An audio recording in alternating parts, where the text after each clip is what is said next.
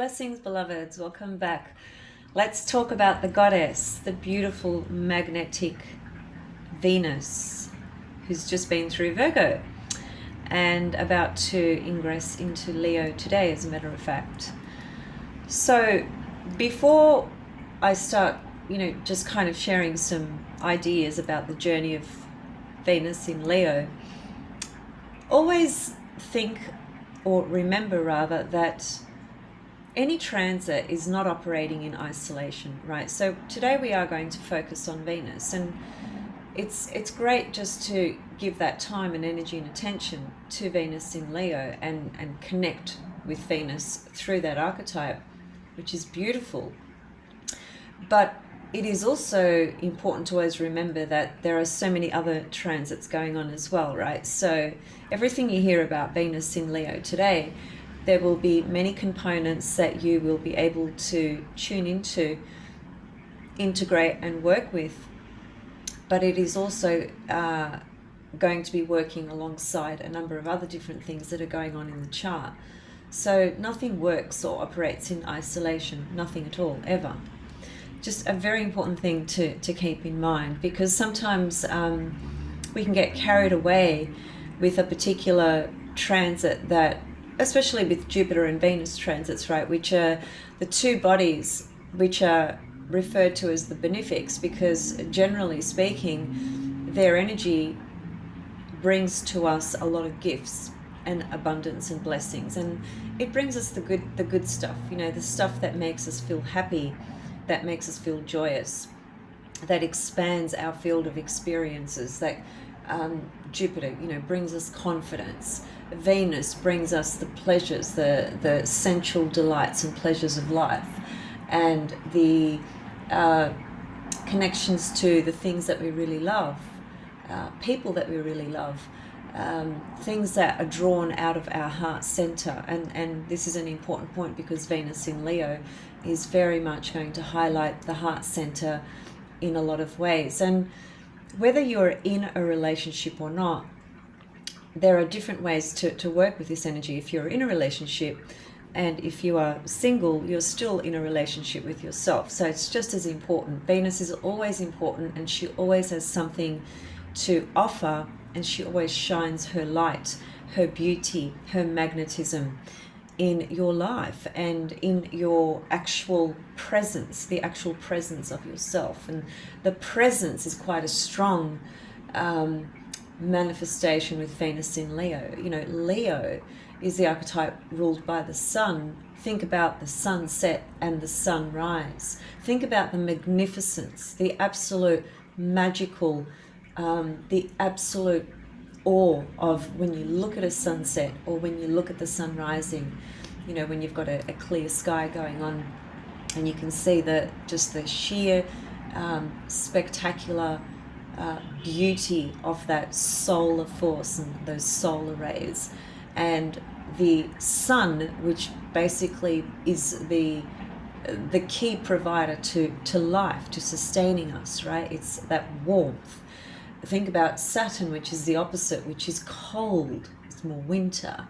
The sun is more summer, certainly, even though here in the southern hemisphere we're actually in winter, but we've got some pretty nice sunny days regardless. So the sun's energy, it radiates, it beams, it's luminescent, it warms us up, it fires up our heart, it inspires and triggers passion through our heart, romance, creativity, art, love, beauty, all those things are very much highlighted.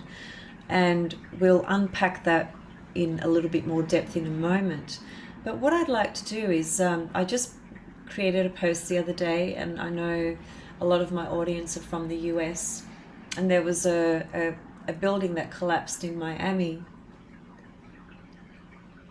And whilst that has nothing to do with Venus in Leo, all I want to do is just take a moment to actually show you guys something incredibly powerful.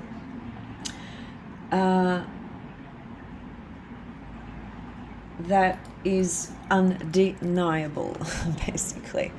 Okay, so what I've got here is I've got the national chart of Miami,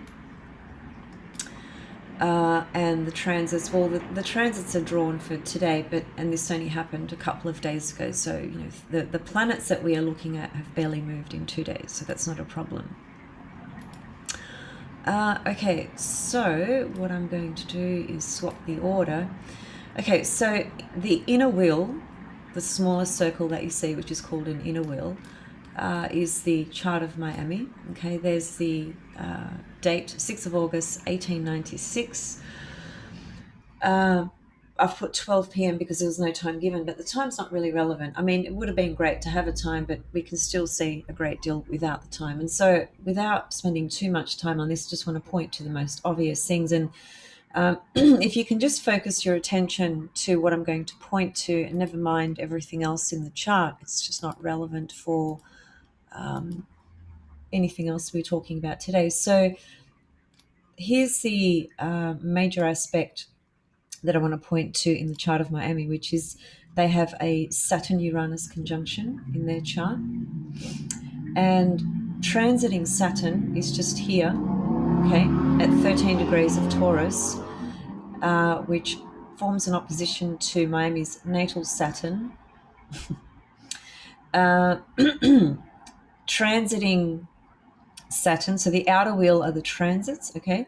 Transiting Saturn forms an exact square to Miami's natal Saturn and to the Uranus, of course. So essentially what we have is we have a T-square being drawn, being activated in Miami's chart with the exact same planet. So it's a Saturn-Uranus conjunction, and it is Saturn and Uranus that are actually forming the aspects to the Saturn-Uranus aspect in Miami's chart. And this is a classic symbolic correspondence, which is actually not even symbolic, it's actually literal relative to the collapse of that building. Now, in the history of America, there hasn't really been buildings that have just dismantled on their own in such a way. It's not a common thing that occurs. It's pretty unusual, actually. Yes, there's been bombings and things of that nature, but that's a totally different thing. This is a sort of natural disaster, if you like, that just happened based on the infrastructure, et cetera, et cetera. But the Uranus element is the suddenness of it, the unexpectedness of it. There was no warning. It just kind of happened, as it were.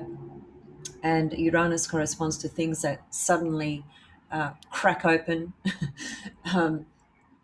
suddenly break down, dismantle. And whilst Saturn actually corresponds to structure, Saturn also corresponds to things that fall. And Saturn corresponds to old age. And if you think about human beings in the course of their life, when are they more likely to fall?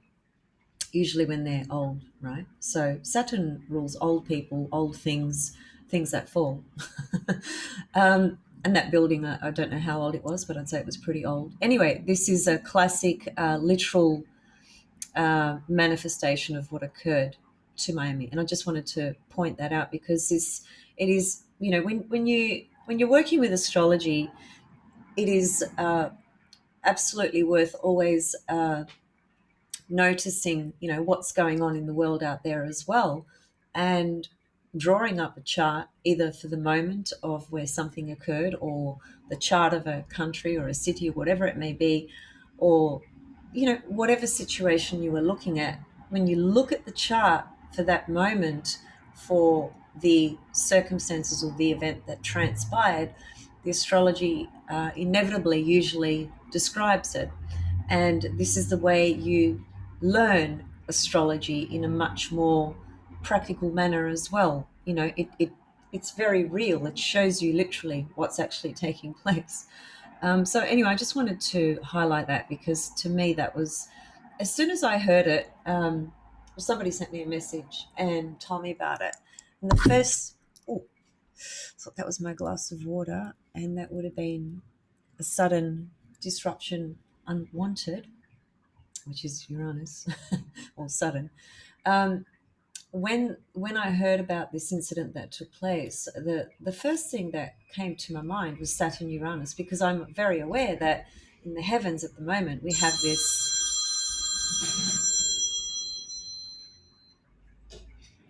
There's another sudden disruption. In the heavens at the moment we have this transit between Saturn and Uranus, and at the moment they're exactly square. So it sort of was reactivated again this month, right? So the first thought that came to my mind was Saturn Uranus, sudden collapse of a building, right? Building is Saturn as well. The structure of that building is Saturn, but Saturn also rules things that fall, as I said. And the Uranus is the suddenness of it, the unexpectedness of it, and so forth. Anyway, that's enough of that. I just wanted to highlight that because it's a very interesting thing to observe. Let me just eliminate the drawings.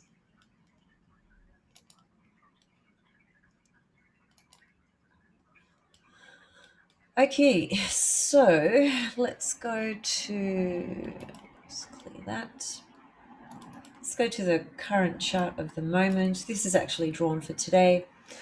So Venus is at 29 degrees of Cancer, and in a very short period of time she will ingress into the sign of Leo, which will be the 26th for you guys, the 27th for us here in the Southern Hemisphere. Now, Venus is going to go through quite an interesting journey for the next few weeks. So she's there until, I think, the 22nd of July, around about there. So it's a few weeks of Venus in Leo, and she's going to form a conjunction to Mars. That's pretty obvious there, isn't it? Let me just get rid of that and animate the chart. So we'll just quickly run through some of the aspects, and then we'll unpack some key things to consider. So there's Venus in Leo. As you can see, she's just moved into Leo there. As she proceeds forward through Leo, she's going to have quite a few aspects all sort of forming very quickly. Okay, so here on the 7th of July, she forms a trine to Chiron. There's Chiron in Aries. So that's one major aspect. And remember, the aspects that we're going to look at relative to Venus in Leo for the next few weeks, these aspects are only in play for a couple of days' time. But those couple of days will generally activate the planets that she's actually aspecting. Because when she's forming an aspect to a planet, she's communicating with that planet. That's what an aspect means. It means there is some sort of connection or dialogue. Whether that's difficult or otherwise is a different matter, but the matter being that she forms some kind of connection with each planet, if you like, as she transits through the sign of Leo. And the aspect that she's forming to a planet, she's having some kind of communication with, for those couple of days. So let me just back up. First of all, where is Venus transiting in your birth chart? So where is Leo in your birth chart?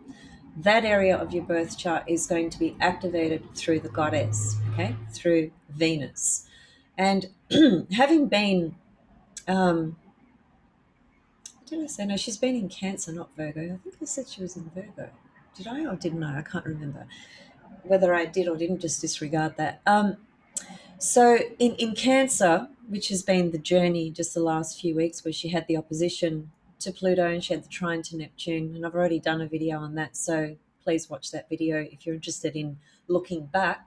It is always worth looking back because it is always through retrospect, right, where we can actually see things that we couldn't see in the moment, for instance, right? So it's always worth looking back and just tracking back and making notes of things as well. One thing I suggest is just having a diary just for your astrology, just for your chart, and tracking the movements of things around your chart and making notes of either what did come up if you're going back and sort of in retrospect and reflecting, or making notes of things that you wish to integrate during the time of the transit, and just seeing how that actually shows up for you. It's a very powerful way of learning how your chart works and how the transits are working for you as well, because the transits work differently for all of us.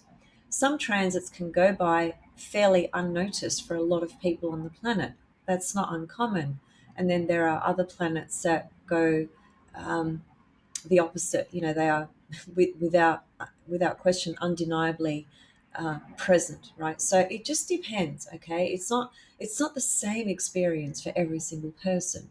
It's always important to keep in mind. So if you're tracking it with a journal, with a little astro journal that you can have for yourself, um, then you are creating this personal journey and experience where you're able to observe and correlate all the time relative to what's being activated and how that's showing up for you relative to your personal life circumstances. So, Venus in Leo forming a trine to Chiron, I think that's the first aspect, really. If we take it back, let me just see.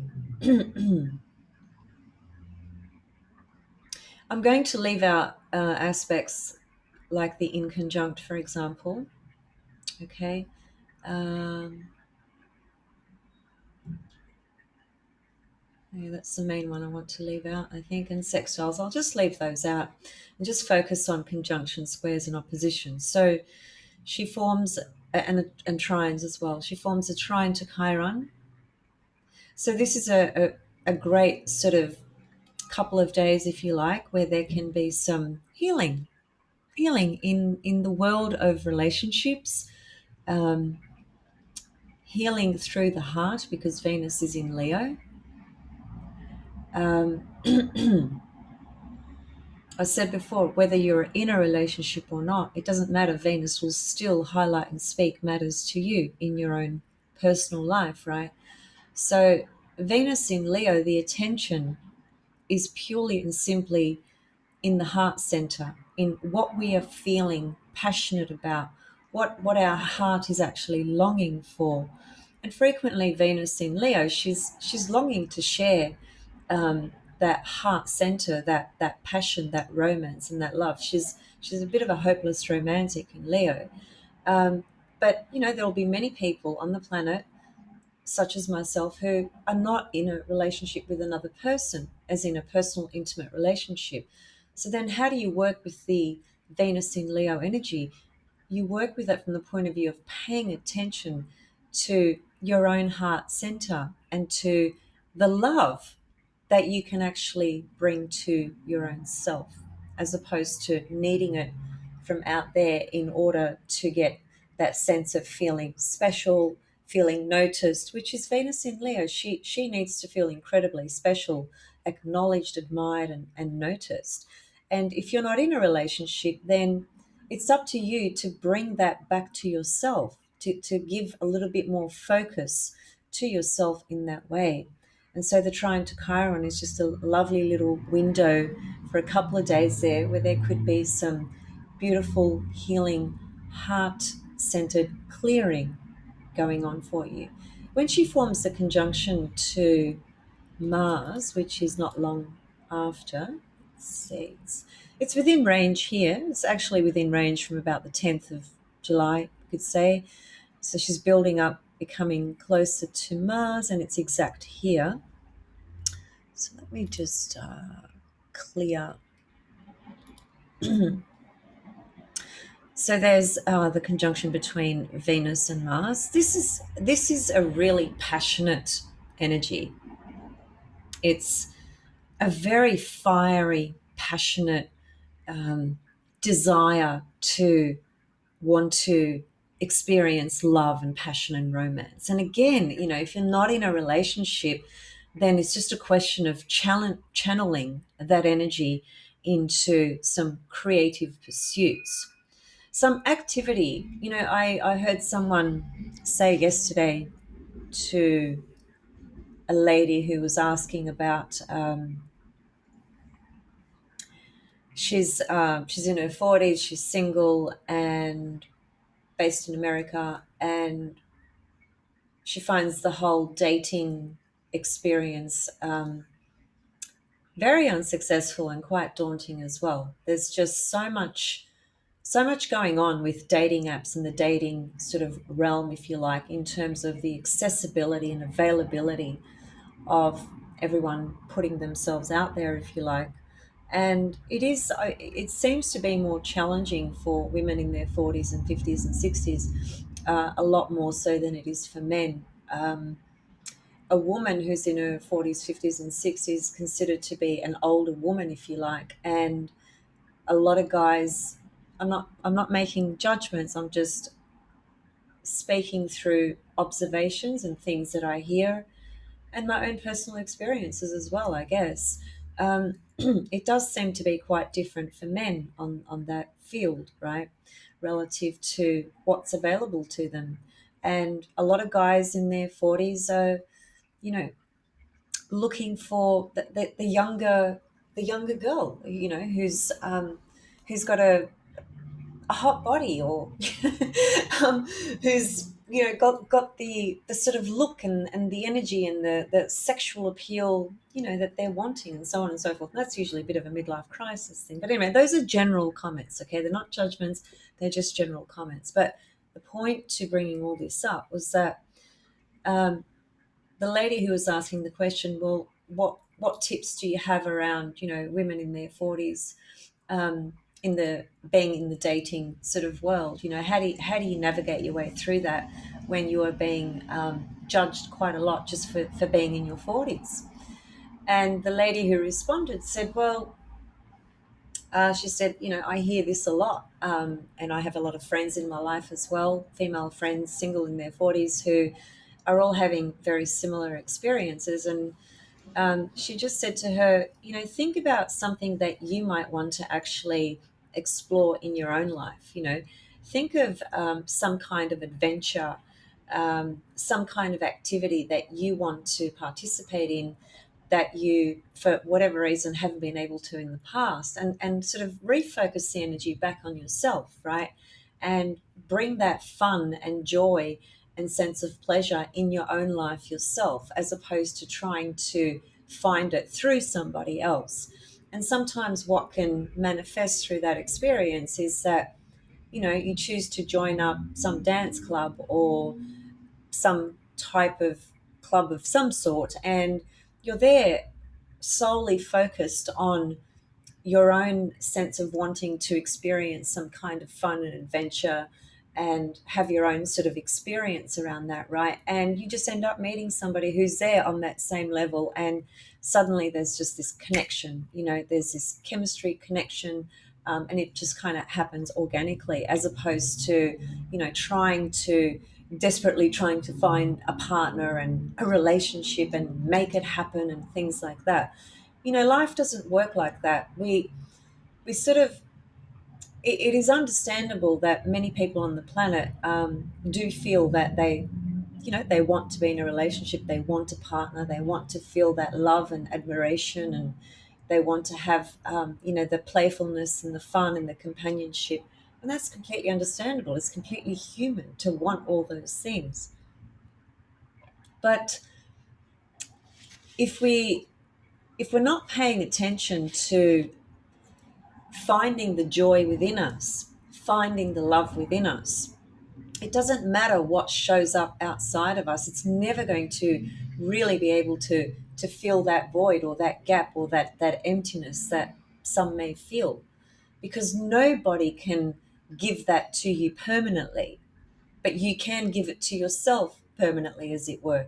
And that goes through a continual sort of change as well, and rebirth process. And that usually is highlighted with Venus's retrograde cycle, where she goes underground, you know, for 40 days. 40 days she takes you into the underworld, which is the unconscious components, feminine unconscious components of yourself, where you are reevaluating your own feminine, inner feminine side, and your own self-worth and things like that. So when she's not retrograde and she's moving forward, which she is now, she's taking you through this external plane field of experience relative to each archetype she enters. And whether you are in a relationship or not is not the point. The point is to make the most of her entrance into every sign she is in, because Venus is one of the brightest stars in the sky, right? She literally shines light in your life through each archetype she enters, even when she's in her detriment and fall, which is the component of astrology that corresponds to essential dignities and debilities. And some people work with that system, some people don't. And I won't tell you what not to do. But I do pay attention to Venus's position relative to that level of things as well, because there are some things that do show up that need attention in that way. But in Leo, she's neither in detriment or fall, rulership or exaltation. She's just in a neutral sort of position, if you like. But she radiates. She really beams here. She's got the whole force of the solar force and rays, the luminescence energy of the sun beaming through her, and she is a force herself that beams light as well. She's a magnetic principle. Magnetic meaning she attracts what she desires. So, this whole principle of attraction and magnetism does speak to what we attract in our life relative to partners, relationships, and things we love and enjoy. But we must always remember that Venus inside us is such a important component of our own sense of self-worth. A healthy sense of self-worth is more likely to attract a partner or a relationship or a potential partner, if you like, through the lens of feeling a greater sense of self-worth and inner sense of security, which is the Venus Taurus component, right? If we haven't done that work on ourselves because we've had an upbringing where we weren't valued very much, where we didn't have a lot of nurture in that way, where the feminine archetype was not embraced, was judged or shamed or whatever it was, then we have a lot of inner complex dynamics within us that ultimately get projected and played out onto the people that we project that onto, the partners and relationships. So wherever Venus is, it's always an opportunity to work on our worth and value. And in Leo, the value and the worth goes right straight into the heart center. The value of your heart, the value of your spirit, your heart center, the love that you have inside your heart. Even if you've been in terrible relationships, you didn't receive the appropriate love by your caregivers and so forth, you can transform that. You can heal that. And we actually need to do that for ourselves. It doesn't matter what one looks like on the external level, going back to what people project and look for relative to the aesthetic beauty of what appeals to one, right? The external physicality of us, it changes every single second. Every single second. Every single second we are losing, I suppose, yeah, losing a part of the length of our life, aren't we? So the inevitability of age is just a fact, right? So if we build this false sense of external security based on how we look, based on having a nice butt or nice guns or whatever it is, well, um, it's just not going to, obviously it's not going to provide a sustainable healthy sense of um, inner worth and value, because that's going to change, isn't it? And your heart, though, and your spirit, that's the most powerful essence of your beingness. That no one can say anything about that. Nobody can touch that. Nobody can take that away from you. That the luminescence of your heart and your spirit that shines brighter than you can possibly imagine is the ultimate of what your energy speaks through. It's reminding ourselves of our actual worth and value from that infinite sort of level. So Venus in Leo can be a reminder through focusing the love that we need to actually feel and give and connect with within ourself, within our own heart center, and at really acknowledging the value of your own heart. Now, the flip side to that coin, before I move on to some other aspects, because the polarity to Leo is Aquarius, the downside to a personality level of Leo can be the inflated important sense of self, the massive ego, I have to be the center of the universe. I have to be the center of your universe. And so, just basically trying to get that validation back from the world or those around us or our partner, in a way that's quite self-centered and quite selfish, right? Because we're not integrating the opposite, which is Aquarius. And what does that mean? That means that the more we can open our heart to understanding that we are all equal. In essence, we are all equal. We may not be all equal in terms of what takes shape relative to what people value, appreciate, like, dislike, what we are born into, whether we are born into money or no money, or whether we have education or whether we don't have education. Those are the sort of secondary components of our life's journey and experience. But in terms of the essence of every single person, we are all equal in that way. And we are all special in that kind of way. And so Venus in Leo must also remember to integrate her polarity, Aquarius, by recognizing that we're all equal, we are all special, we are all worthy of love. And by doing that, she actually is able to open her heart so much more to receive also that level of perhaps recognition, admiration, and love that she's seeking through the world around her. We are always needing to integrate polarities, no matter which planetary body we are looking at, because it is always exactly opposite the other sign, isn't it? And I think our experience of consciousness, our human experience with the soul infusing into the physicality of this existence, is about becoming more conscious, evolving, becoming more aware. The most significant way that that actually happens, that is to be more aware, is through integration, becoming more integrated within ourselves.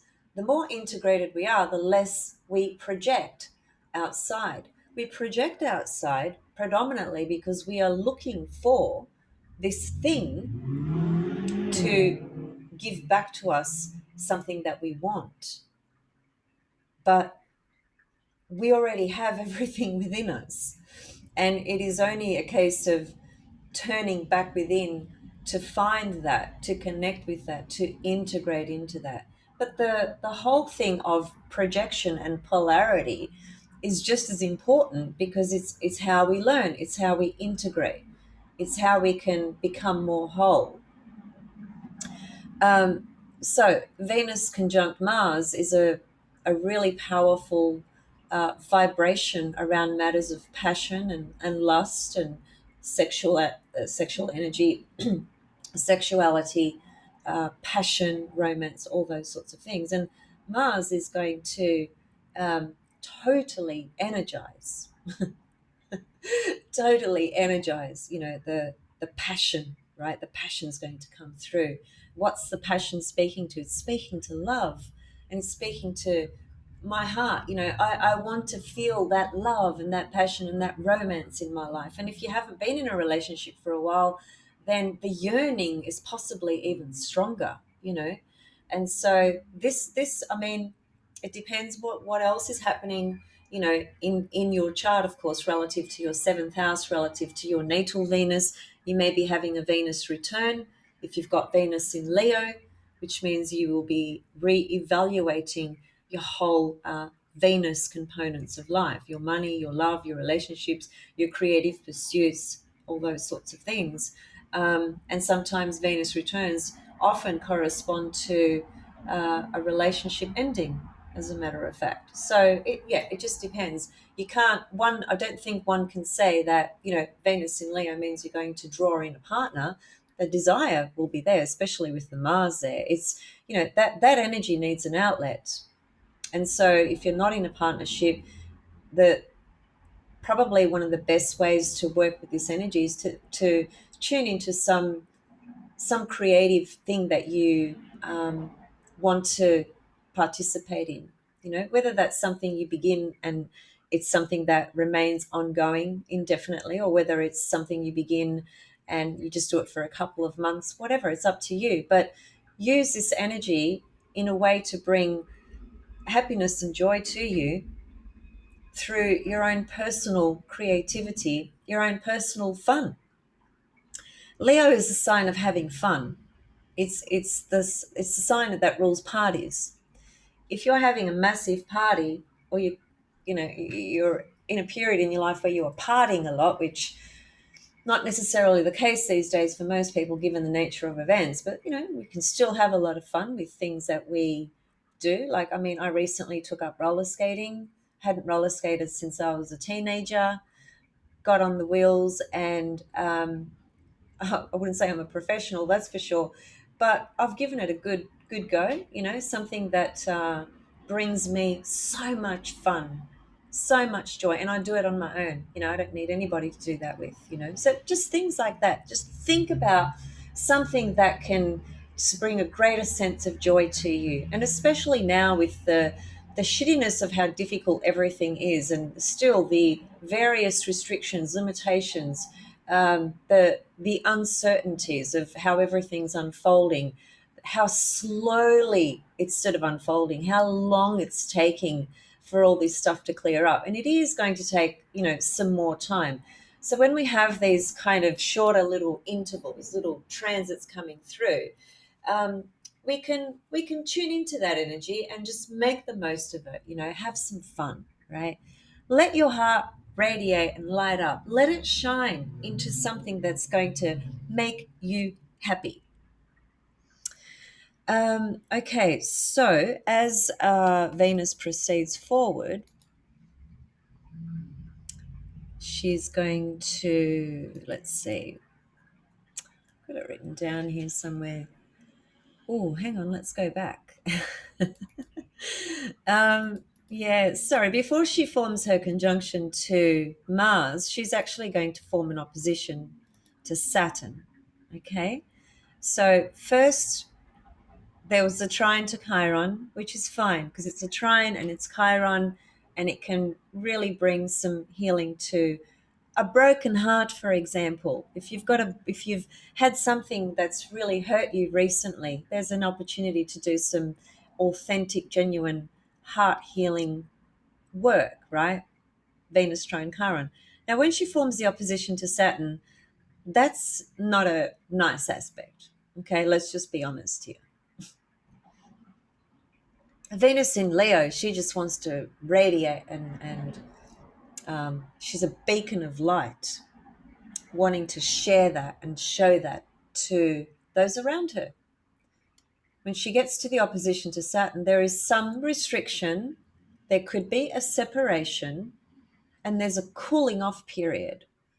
If there's a, let's just say a simple example would be, let's just say when Venus first gets into Leo, somehow you end up connecting with somebody, and there's a real kind of heated sort of passion connection in a very heated sort of passionate way, right? And it's all happening, it's all on. You're talking to each other every day, or you know intimate all the time, whatever it is. There's just all this passion, or there's just a whole heap of romance going on, whining and dining, and all that stuff, going out dancing and drinking, whatever it is you like to do. Well, by the time Venus gets to opposite Saturn, if something has started just before that, there's going to be a bit of a sobering effect taking place here. It doesn't have to be a terrible thing necessarily. It could just be that the opposition to Saturn is going to show you, hang on a minute, whoa, hold your horses, just step back for a minute and just have a look at this relationship from a little bit more of a grounded, realistic kind of level. Because you've been high up here through the passion and the love and the romance and the fun and whatever. And that does not last in any relationship, by the way, in terms of it being ongoing every single day. It's totally unrealistic to have that expectation about any relationship. Relationships evolve just like we do. And so the excitement and the passion and that lust and all that sort of stuff that sometimes kicks off, in the beginning of meeting somebody, if that's not evolved into the next level and the two people are just kind of wanting that to remain in that same way, there'll be an enormous sense of disappointment there because it just cannot go on like that. Now, this is a very short transit. So, what I was just referring to usually occurs in relationships where people have been together for, maybe a year or two, right? The first 2 years, it's always pretty hot. But what happens after that is what starts to um, speak to the sustainment and longevity of the relationship moving forward. So, but anyway, if there's something going on in your life on that level, the opposition from Saturn could just be a bit of a sobering effect and bring you back down to earth and reality. And it may not look as good as you thought it did, perhaps, right? Or there's an indication of a separation there as well. Um, Also, when it comes back to just yourself, uh, if you're not in a relationship, then that's a bit of a tough couple of days because that can be um, just feeling less attractive, less desired. Saturn rules the sense of feeling old. And it just reminds you that, hey, you are getting older kind of thing, right? So yeah, it can bring up some of those sorts of things as well. So then she forms a conjunction to Mars, so she gets all heated up again. She gets really passionate at this time. We've already sort of touched on that. What's the next aspect? Okay, sorry, I've got to go back again. I forgot she forms a square to Uranus. So first she goes through the opposition to Saturn, which is a bit of a cooling off sort of period, not a very comfortable sort of energy. Um, then she forms a square to Uranus, and so here she gets really excited. There could be just sudden bursts of energy around, could be around personal sort of creativity and activity as well, or it can just be spicing up things in your present relationship. And if you're not in a relationship, then this can be a great sort of energy around your own personal, innovative, creative expressions, and just maybe acting a little bit rebellious with your um, your social activities, being a little bit flirtatious, a little bit kind of unpredictable, a little bit sort of, left center or right field, whatever it's called, just doing something that's a little bit more unusual, than your normal way of operation, right? That can be really exciting because that can be really liberating and exciting if you are more inclined to be, more of a conservative, serious kind of person. Uranus really spices things up in a pretty interesting way, actually. Then, she goes on to her conjunction with Mars. We've already talked about that. So essentially, for her journey through Leo, those are the main aspects. It is the trine to Chiron, the opposition to Saturn, and the square to Uranus, and then the conjunction to Leo. So she's communicating with Saturn, structure, getting real. Uranus, finding some sense of excitement, doing something really crazy or radical. When I say really crazy, that can be interpreted in so many different ways, right? Obviously, it's going to depend on who you are, right? um, Chiron, healing a broken heart, healing some, that could be old, painful stuff that we're just holding on to our heart, stuff that belongs to the past, We all hold on to stuff, we all do. So it is a good time to do some healing there. So those are what those are the energies that she's kind of activating for the next few weeks, right? So it's a bit of a mixed bag, isn't it, really? It's not just one dimension. But the fundamental theme is actually her journey through Leo, which all speaks to the matters of your own heart and being able to bring a deeper connection into having love for your own heart, really treasuring your own heart center and the value of your heart, the value of the love that you have to give, really treasuring that, tuning into that. That's Venus in Leo. It's quite a beautiful journey. It's fire, it's yang, it's fixed, right? So fire is passion, it's expression, it's action. Yang, which is it's masculine, so it has more of that external um, manifestation and expression. Yang is always external, yin is always inner, internal, and the fixedness implies that um, she's going to be pretty fixated or fixed on what she wants during this process, during this journey. Now, Leo is probably the less fixed sign out of all the fixed signs. It can be stubborn, just like the other signs can. But the call about it all is that it's about the heart. Um, I made a comment. Let me just read it.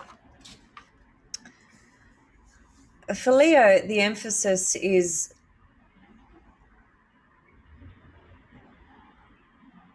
the love in your heart, right? The love you desire, the love you have to give, and the universe kind of centers around that, if you like.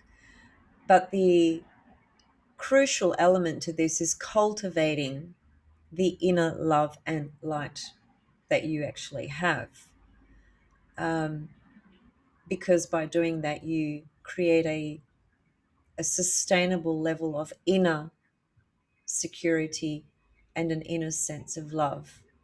Can't say it enough. I can't say it enough. It is about your own heart and the love that you have to give, not only to others, but to yourself. And really just checking in on that space and that state within yourself. Where are you relative to that kind of energy? And Venus is a benefic. She's the goddess of love and beauty. So she's going to radiate and shine all those kinds of things. So overall, it's a pretty beautiful transit. We just need to get past the opposition to Saturn. I'm just trying to... Is there any other...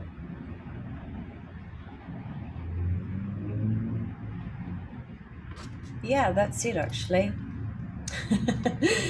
um, so, think about all that relative to, I suppose, like I said at the very beginning, there's a number of other things going on. We can't ignore the other aspects of our life, but we can certainly, bring a greater sense of attention and focus to our own worth and value and the sheer importance of your heart. We don't... I was really struck yesterday by the comment that lady made to the other lady, where she said to her, she encouraged her to perhaps, explore, some adventure or some creative sort of process or something that, she can do for herself, right? And she did also say to her, think about how valuable your heart actually is. How often do we think about that? Not in a narcissistic, arrogant, egotistical way. That's just bullshit. But just giving some attention and some gratitude to the goodness of our own heart. We all have goodness within us, and we all have dark stuff within us as well. But, most people try their best to be to express the goodness in their heart. Most people try to do that to their best capability.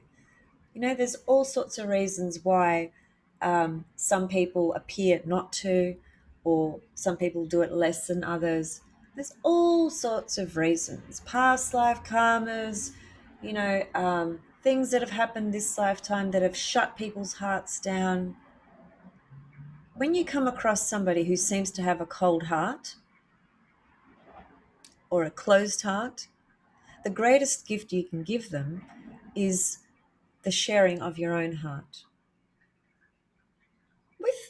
With a sense of clear boundaries and things like that. I'm not speaking about becoming a doormat, but the ones who have their heart closed are the ones who need someone to show them a sense of heart-centeredness, a sense of kindness through heart, as opposed to hate, judgment, resentment, resistance.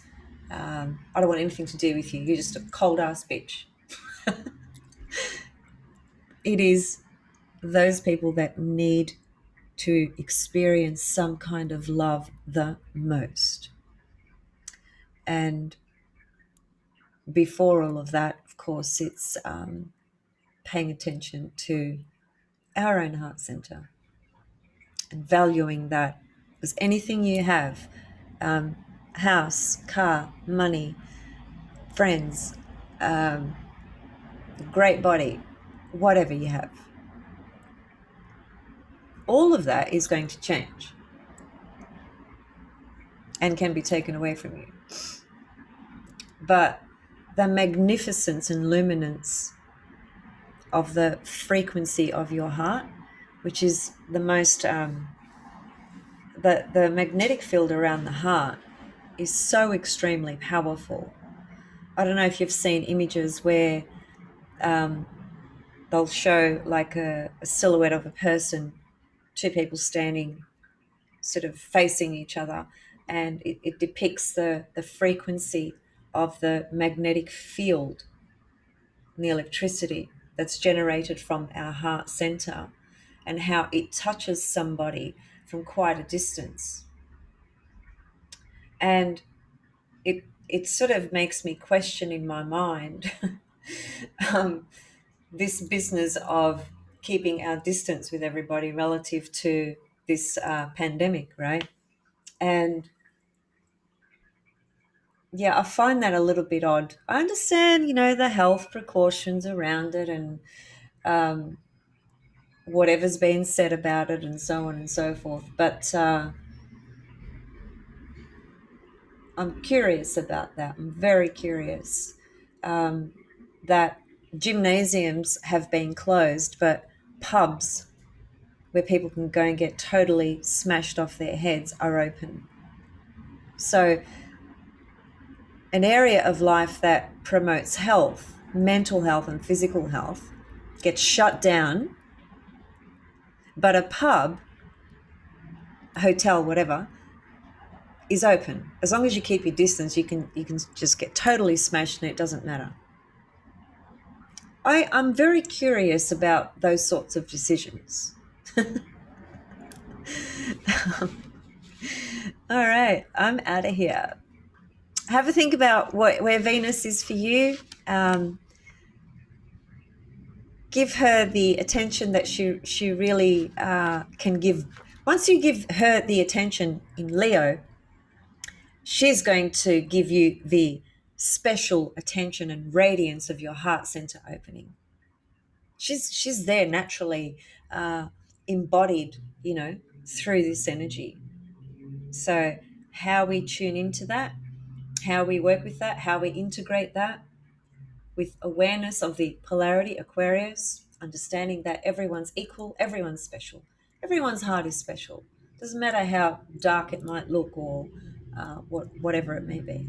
There's reasons for everything. We don't know. We can't. I always try to remember this myself. Every day I try to remember this. I don't know what that person is going through because I'm not walking in their shoes.